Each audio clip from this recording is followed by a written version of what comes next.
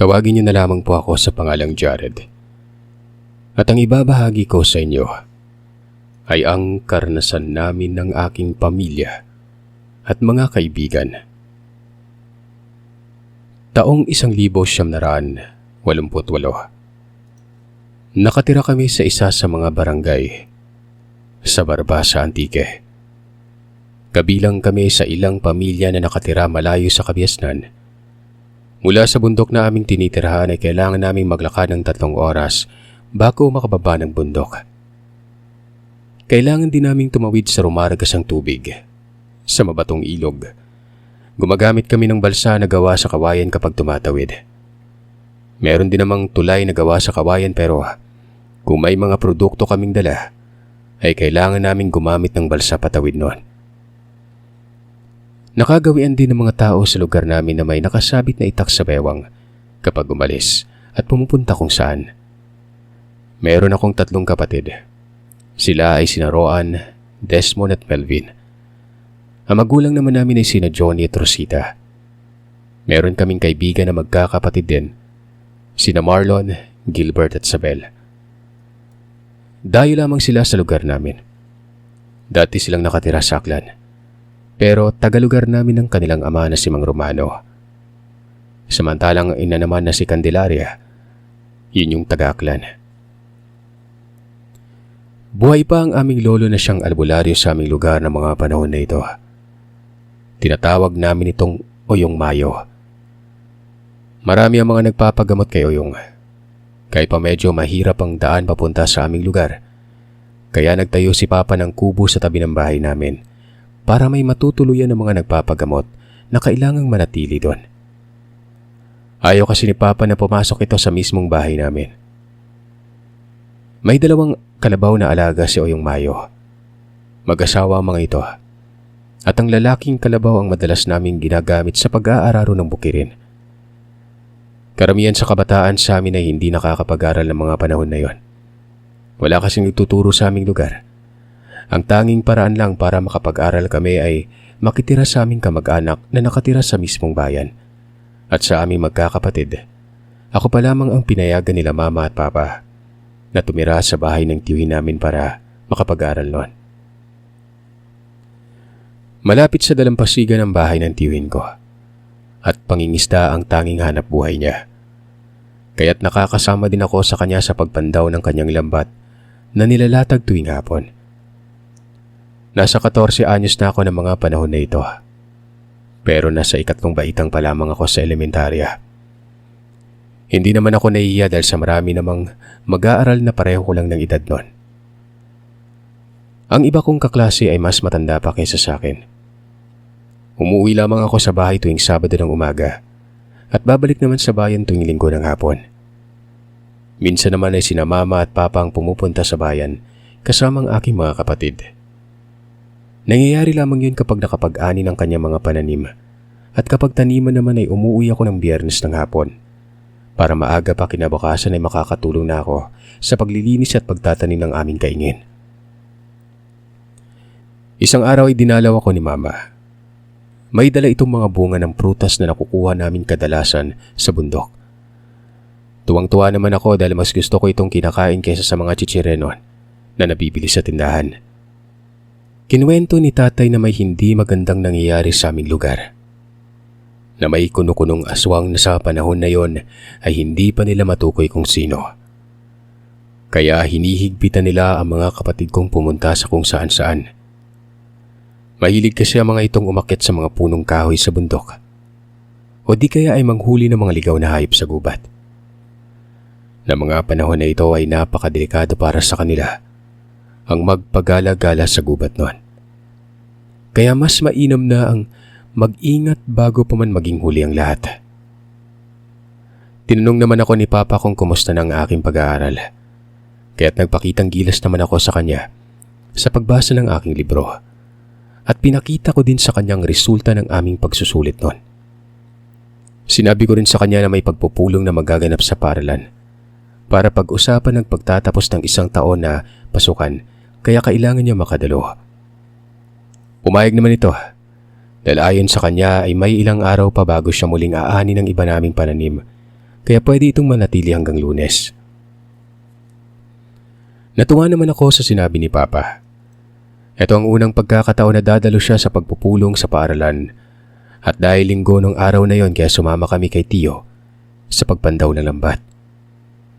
Masaya kami sa aming nahuli dahil marami yon. At dahil mananatili pa si Papa sa patag kaya sinabi ni Tio na iluto na mga isda at ang iba ay idadaing para mapatuyo kinabukasan para dalhin ni Papa sa bundok nun. Nang sa ganoon ay may maiulam sila at ang iba naman ay bibenta sa mga tao doon. Hindi pera ang kanilang ibabayad kundi bigas na siya namang nagpatuwa kay Papa dahil matagal nang inaasam ng aming kabaryo sa bundok na magdala siya muli ng mga isda at iba pang produkto sa patag na wala sa bundok. Kinabukasan ay sumama sa akin si Papa sa paaralan. Doon niya nalaman na kasali ako sa mga estudyante na makakatanggap ng medalya. Hindi man ako nangunguna sa klase pero tuwang-tuwa ng aking ama dahil malaking karangalan na ito sa kanya. Kaya maging ako man, masaya sa nakita kong reaksyon ni Papa. Sinabi niyang babalik siya kapag oras na ng pagtatanghal sa pagbibigay ng aming medalya noon. Isasama ko yung mama mo at si Roan para kahit kinabukasan na tayo uuwi. Wika sa akin ni Papa. Pagka-uwi ko ng hapon sa bahay nila Tio, wala na si Papa. Ayon kay Tia ay umuwi na ito bago pa man sumapit ang 3:00 ng hapon. Pero dahil sa layo ng biyahe at sa kailangan niyang lakarin ay alam kong gagabihan siya bago pa man makarating sa bahay. Nasasabik na akong dumating ang pagtatapos ng aming pasukan. Gusto ko na rin kasi makauwi sa amin para makasama ko muli ang aking mga kapatid at mga kaibigan. Isang araw bago ang pagtatanggal, dumating na sila Papa at Mama, kasama si Rowan. Kaisa-isa ang babae sa aming magkakapatid noon. Nagulat ako nang makita ko ang mga peklat sa braso ni Papa. Ang buong akala ko ay nadisgrasya ito sa aming taniman sa bundok. Pero ganoon na lamang ang pagkagulat ko nang ikinuwento niya sa amin kung paano siya nagkaroon ng mga peklat. Ayon kay Papa, nakatawid na siya ng ilog at naglalakad na paakyat sa burol, kung saan sa kabila nun ay ang lugar kung saan nakatirik ang aming bahay. Pero habang abala sa paglalakad, ay may naririnig siyang mga angil nun. Nakaramdam siya ng kaba, kasabay ng pananayo ng kanyang balahibo.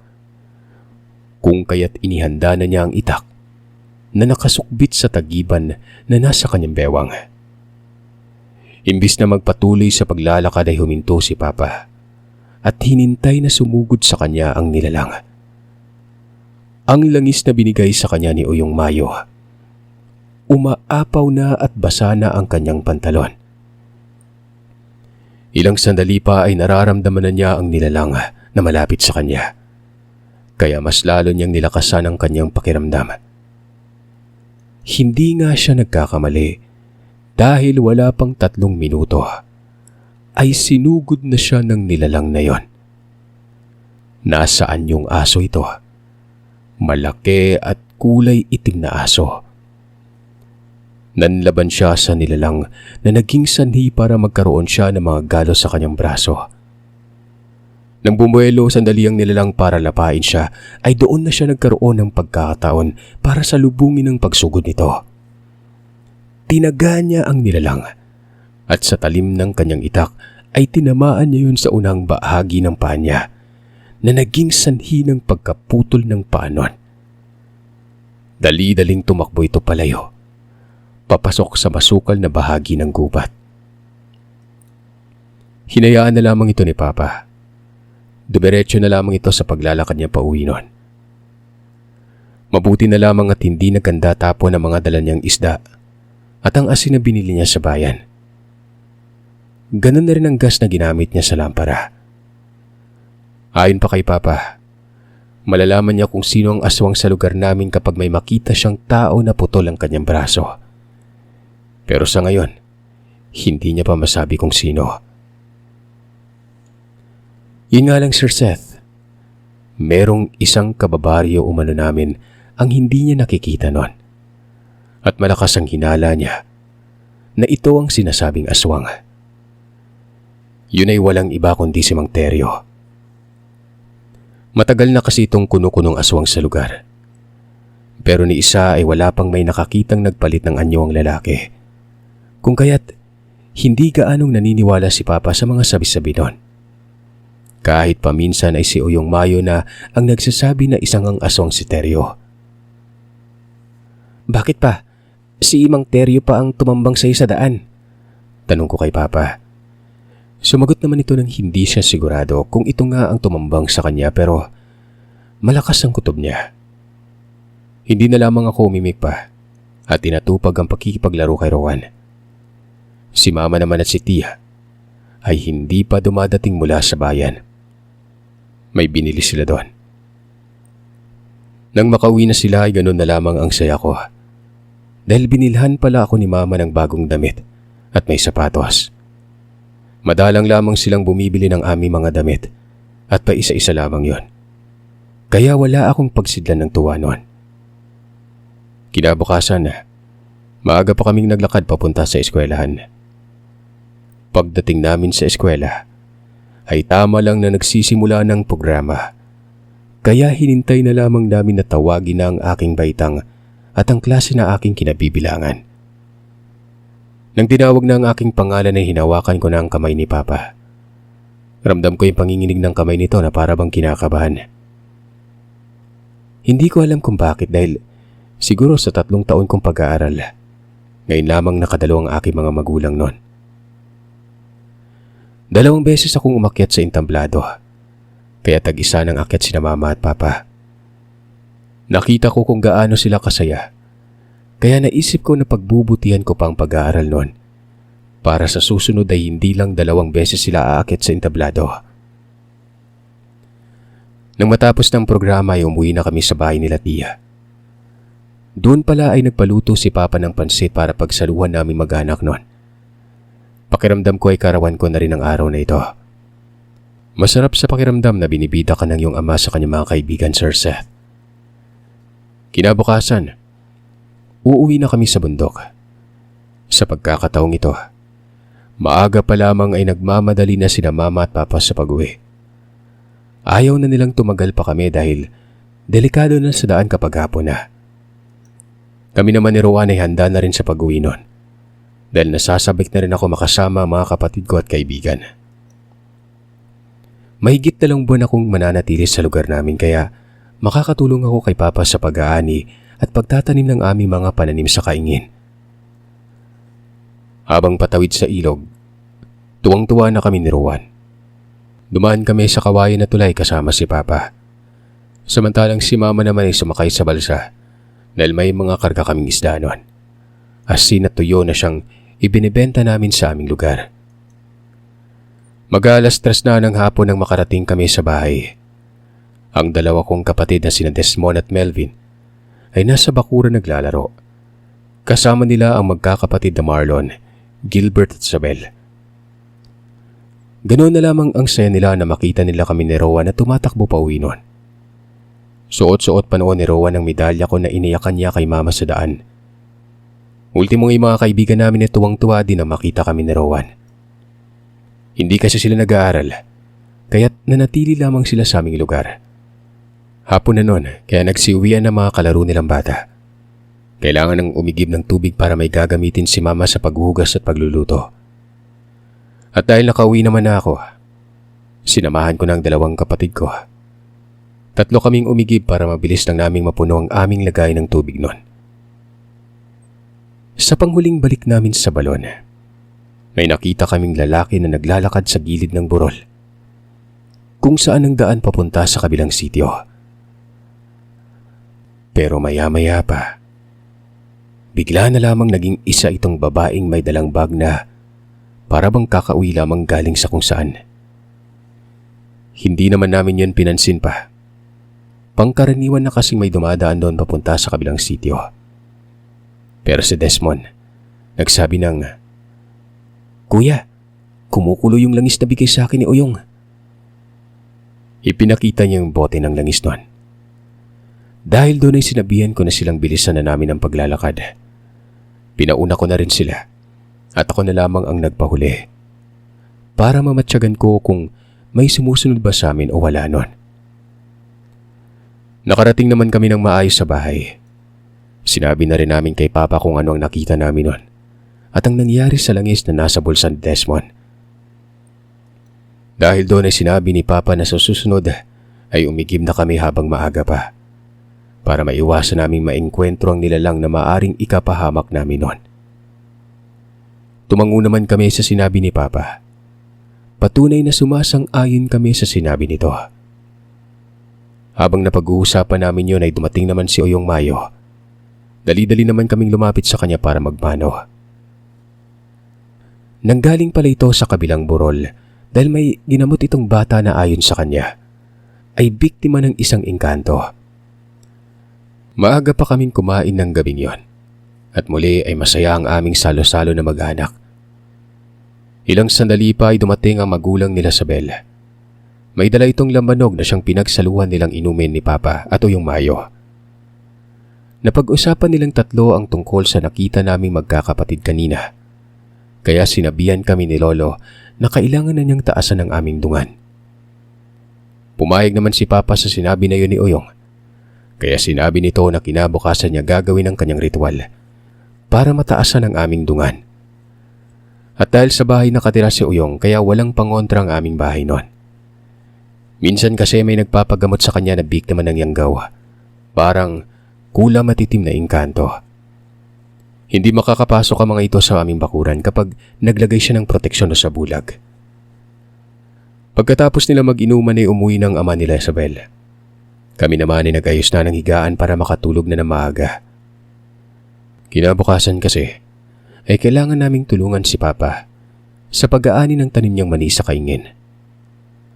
Habang nakahiga ay nagkikwentuhan naman kaming tatlo at nagtatawanan. Hanggang sa tumikim na si Papa, kaya tumahimik na kaming tatlo. Ganon kasi magdisiplina sa amin si Papa. Isang tikim lang, alam na namin ang ibig nitong sabihin. Sa pagtahimik ng paligid ay may naririnig kaming mga huni ng ibon.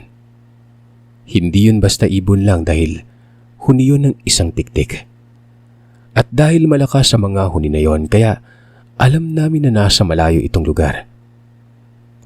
Hindi na lamang namin yun pinansin hanggang sa tuluyan na kami nakatulog. Kinabukasan, maaga pa kaming nagising para kumain ng almusal bago pumunta sa taniman. Habang kumakain ay nagsalita si Papa. Ayon sa kanya ay maaari nang mag-aral si Desmond sa susunod na pasukan dahil 12 taong gulang na ito. Natuwa ako na may makakasama na ako sa patag at higit sa lahat ay matututo na rin ang kapatid ko. Pagkatapos ng agahan ay naganda na kami ng kaldero para dalhin sa kaingin dahil doon kami magluluto ng pananghalian. May bitbit din kaming isang container na tubig para sa aming pang-inom at magagamit sa aming pagluto nun. Pagdating namin sa lugar, may nauna sa amin. Ang kalugar din namin na nakatira sa kabilang burol. Makikiani ang mga ito sa aming pananim na mani. Ganon din ang mga magulang ng aming mga kaibigan. Habang umaani ay nag-uusap sila tungkol sa nangyari kagabi. Ayon sa lalaki na nakatira sa kabilang burol, ay may kapitbahay silang buntes na sinalakay ng aswang nun. Ginabi kasi ng uyang asawa nito mula sa pagkakarpentero.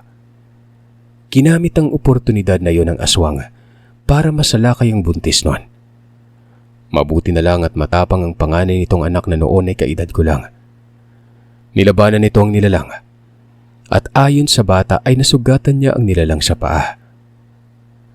Dahil doon ay lumayo ang nilalang. Nilubayan na ang kanilang bahay. Pero sumagot si Uyong na nanganganib ang buhay ng bata dahil sa kanyang ginawa nun. Pwedeng hindi siya tantanan ng nilalang at dahil kilala ni Uyong kung sino ang sinasabi ng lalaki, ay sinabihan niya itong pupunta niya pagkatapos naming maani ang aming mga pananim. Ang ama naman nila Sabel na si Mang Romano, may kausap na isang babae sa kabilang bahagi ng taniman ng mani. Tila ba may hindi pagkakaunawaan ng mga ito? At ang asawa naman nito na si Aling Calendelaria ay naglalakad palapit sa aming kinaroroonan. Dali-dali namang lumapit si Papa at Uyong kay Mang Romano.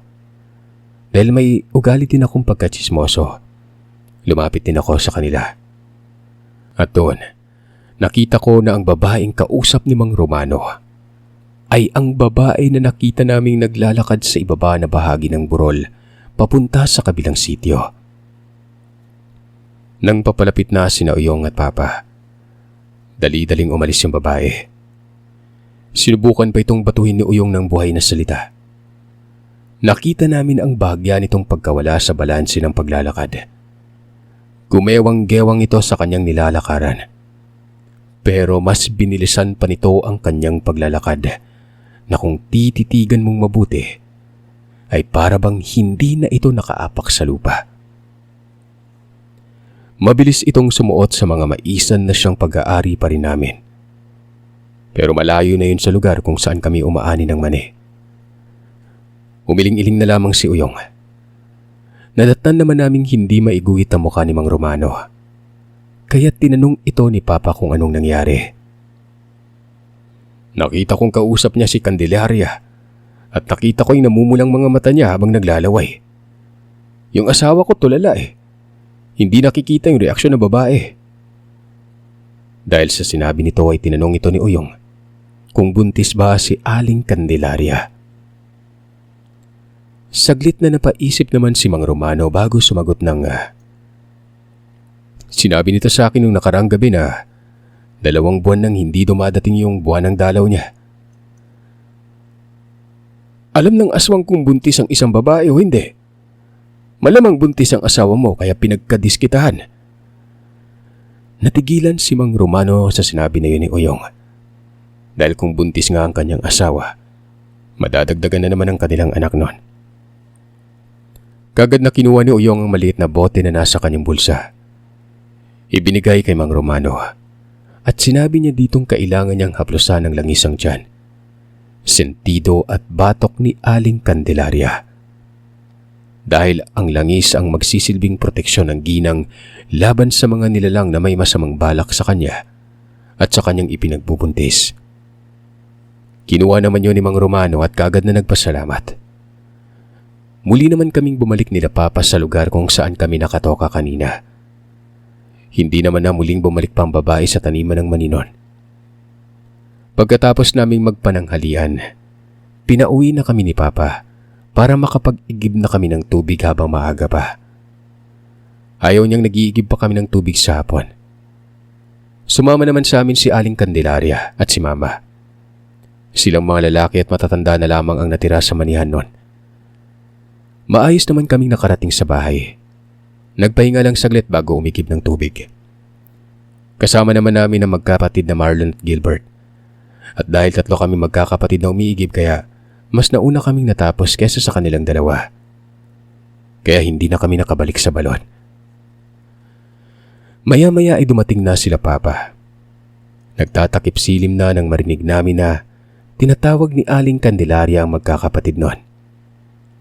Pero boses lamang ni Gilbert na umiiyak ang aming narinig. Si Papa lamang ang pumunta sa kanila dahil sa hindi pa nakauwi si Uyong. Pumunta pa ito sa kabilang burol kung saan naroroon ang bahay ng buntis. Maya-maya pa ay dumating na rin si Uyong. Kaya mabilis na rin itong sumunod kay Papa. Matyaga lamang kaming naghintay sa bahay dahil inabutan na ng 1 oras ay hindi pa sila nakabalik. Hindi din kami nakakakain ng hapunan dahil hinihintay namin sina Lolo at Papa. Nakarinig kami ng huni ng tiktik pero may kalayuan ito sa amin. Kaya alam namin na hindi sa bahay ang punteriya ng nilalang. Ganun pa man ayon kay Mama ay hindi kalayuan ang huni. Kaya iniisip niya na sa bahay nila Mang Romano ang punteriya ng nilalang na yon. Hanggang sa tumagal ay nawala na rin ang huni na aming naririnig. Sumapit ang 11:00 ng gabi. Doon pa lamang namin narinig na pauwi na sila Papa at Uyong. Pagdating sa bahay ay kaagad na kaming naghanda ng pagkain sa lamesa at sabay-sabay na kaming naghapunan. Pinag-usapan naman nila Papa at Uyong ang magiging kalagayan ni Marlon. Kaya hindi na muna kami nagtanong kung ano ang nangyari noon. Pagkatapos namin maghugas ng aming pinagkainan, pumunta na kami sa sala para makinig sa kanilang pag-uusap. Sakto namang nagtanong si Mama kay Uyong kung anong nangyari. Ayon dito, base sa kwento ni Gilbert, naglalakad na sila pauwi at huling balik na nila yon sa balon nang tinambangan sila ng isang babae sa may daan. Nakatayo ang buhok nito at naglalaway. Sinugod sila ng babae pero nanlaban si Marlon. Habang nakikipagbuno sa nilalang, ay sinigawan nito si Gilbert na umuwi na at humingi ng tulong.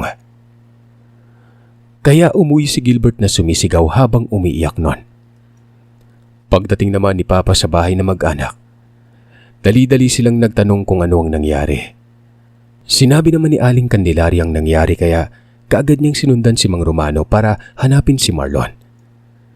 Nasa kalahating oras ng kanilang paghahanap, nakailang ulit na silang nakarating sa balon, pero hindi pa rin ito mahanap. Hanggang sa dumating na si Uyong. Habang naghahanap ay nag-uurasyon ito. Inaalis din ito ang sabulag na nilagay ng aswang.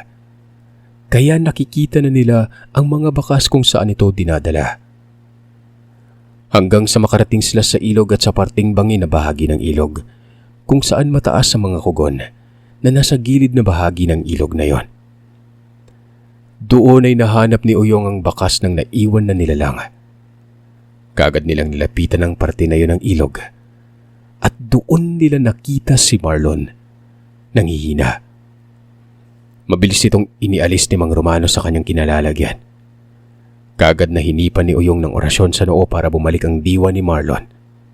Hanggang sa unti-unti na itong nagkakulay. May sugat din siya sa kanyang gilid na bagong-bago lang, kaya kaagad na tinanggal ni Papa ang damit na noon ay nakatali sa kanyang ulo at tinalian niya ang sugat sa tagiliran ni Marlon. May naramdaman silang nilalang sa paligid nun, kaya kaagad na binalingan yun ni Uyong at nagbitiw ng buhay na kataga. Mabilis na umiwas ang nilalang pero nagkamali ito ng galaw at nahulog sa ilog. At dahil walang ulan kaya mababa ang tubig sa ilog ng mga panahon na yon. Tumama ang likuran nito sa bato, kaya napahiyaw ng malakas ang nilalang. Kaagad itong nilapitan ni Uyong. Tuloy pa rin ang pagbitaw niya ng mga buhay na kataga. Pinipilit na bumangon ng nilalang pero wala na itong lakas nun. Inalis ito ni Uyong at nilagay sa pangpang ng ilog. Doon ay unti-unting bumalik ang nilalang sa anyong tao niya.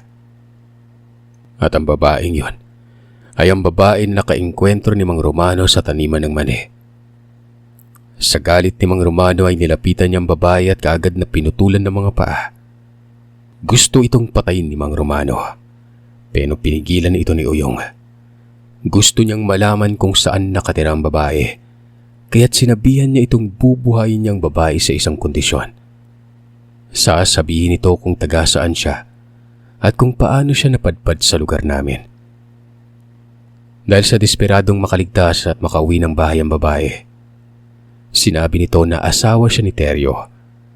Bago lang silang mag-asawa, ilang buwan lang ang nakaraan. Hindi siya noon nakakapunta sa lugar namin dahil sa Aklan sila nakatira. Pero nang may mangyari kay Teryo, ang trahedya na naputulan ito ng kaliwang braso at tuluyan nang naging isang inutil dahil hindi na rin ito makapaglakad na maayos nun. Kaya para malaman kung sino ang may kagagawan sa pagiging paralisado ng kanyang asawa, sumama ito pabalik sa lugar namin. Gusto niyang maipaghigante at mabigyan ng hustisya ang pagkawala ng braso ng kanyang mister at ang pagiging paralisado nito. Pero pagdating sa lugar ay nakaamoy ito ng mga hinog na langka na siyang nagpabago sa kanyang mga plano. Ganun pa man ay hindi ito nagtagumpay. May proteksyon ng lugar kaya hindi siya makakilos ng naaayon sa kanilang plano nun. Talagang hindi ka makakakilos na maayos sa lugar na ito dahil nasa ilalim ito ng proteksyon ko. Ganun pa man ay hindi ako ang may kagagawan sa pagiging paralisado ng asawa mo. Ang anak ko ang pumutol sa braso niya. Wika ni Uyong. Sinabi niya rin na hindi marunong mangilatis si Teryo ng kanyang binibiktima. Basta-basta na lamang itong makasugod, kaya siya napapahamak nun. Sinabihan pa ni Uyong ang babae na umuwi na. Sa kung paanong paraan ay hindi na nila alam nun. Bago nila ito iniwan ay inorasyonan muna ni Uyong ang babae. Tinanggalan niya ito ng kakayahan na makapagpalit ng anyo sa anumang klase ng hayop. Mananatili itong sa anyong tao at hanggang pagtayo na lamang ng buhok ang siyang tanging magagawa nito. Ngayon ay pareho na kayo ng asawa mo na baldado. Umuwi ka na sa inyo. Sa kung anong paraan bahala ka na. Kaagad na nilang iniwan ang babae sa pangpang ng ilog. Inuwi na nila si Marlon para magamot na ni Uyong at matanggal kung anumang lason ang inilagay ng nilalang sa katawan nito. Pagdating sa bahay nila Marlon, nalaman nila na pinagkaplas pala ng ginang ang magkakapatid ng langis na binigay ni Uyong kanina sa manihan. Dahil sa langis, kaya may proteksyon si Marlon. Dahilan para nailigtas ito sa posibleng pangbibiktima ng nilalang. Dahil para tuluyan niyang makain si Marlon, kailangan niyang hintayin munang lumipas ang bisa ng langis nun. Kaya niya dinala ang binatilyo sa ilog. Para siguro pag nahila na niyang maayos balak niyang ilubog si Marlon sa tubig. Para palabasin na nasawi ito sa pamamagitan ng pagkalunod. Mabuti na lamang at hindi natuloy ang balak ng nilalang. At kaagad na naagapan at nahanap si Marlon. Kinabukasan maaga pa lamang ay muling bumalik sina Uyong at Papa sa bahay nila Marlon. Kasama si Mang Romano ay tinungo nila ang kabilang sitio para puntahan ang bahay na mag-asawa. Pero pagdating sa lugar, abandonado na ang bahay. Wala nang tao doon. May mga naiwang gamit at may mga dugo na naiwan sa lugar, kaya ang ginawa na ni Uyong ay inorasyonan niya ang tahanan ng mag-asawa. Tinampong niya ang hagdan sa harapang pintuan ng bahay. Ganon din ang pintuan sa likod ng kanilang kubo. Pagkatapos ng orasyon ay kaagad na rin nila itong iniwan. Naging maayos naman ang kalagayan ni Marlon. Pero kinagabihan ay nakarinig kami ng malakas na paghiyaw. Hiyaw yon ng nasasaktan. Pero hindi boses ng normal na tao ang mga paghiyaw na ito. Ayon kay Uyong, ay maaaring hindi pa nakalayo ang mag-asawa. Dahil sa sitwasyon nito ay hindi na yun makakalayo pa. At para mailigtas ang sarili kaya iniwan na yun ni Teryo. Sinabi naman ni Uyong na hindi na magtatagal ang buhay ni Teryo dahil kasabay ng kanyang pag-orasyon sa naiwang tahanan ng mag-asawa ay ang unti-unting paghina ng katawan ng lalaki. Kaya maswerte na lamang ito kung mabubuhay pa ito sa loob ng 1 buwan. Simula nang nangyari ang ganon kadelikadong pangyari kay Marlon, naging maingat na kami sa pagtawid sa ilog at maging sa pag-akyat man namin sa bundok o di kaya pumunta sa ibang lugar. Hindi na kami umaalis ng nag-iisa. Sinisigurado namin na may makakasama kami at may pangontrang dala nun. Maging sa paaralan man o pagpunta namin sa kaingin. Maging sina Marlon ay ginawa niya rin ang pangontra nun. Nantalang pagtaas niya ng aming dungan dahil sa nangyari. Ginawa niya na lamang yon nang matapos na kaming mag-ani ng tanim naming mani. May naririnig pa rin naman kami mga paguni ng nilalang pero hindi na kami masyadong takot dahil sa proteksyon ng aming Uyong Mayo. Mabilis na lumipas ang panahon. Nakapag-ani na kami ni Papa ng mani at mais. Nakapagtanim na rin kami ng mga punla sa aming kaingin. Hanggang sa sumapit ng pasukan at 2 na kami ni Desmond ang nag-aaral. Doon pa rin kami nakatira sa bahay ni Tio. Ganong sitwasyon pa rin kagaya ng dati. Hanggang sa tuluyan na akong nakapagtapos ng elementarya. Nag-aaral naman ako sa sekundarya. Pero sa hindi ko malamang dahilan, tila ba may tumatawag sa akin. Naririnig ko ang boses na tila ba boses na Uyong na may gustong sabihin. Kung ano man ang boses na yon, malalaman natin sa susunod na kwento.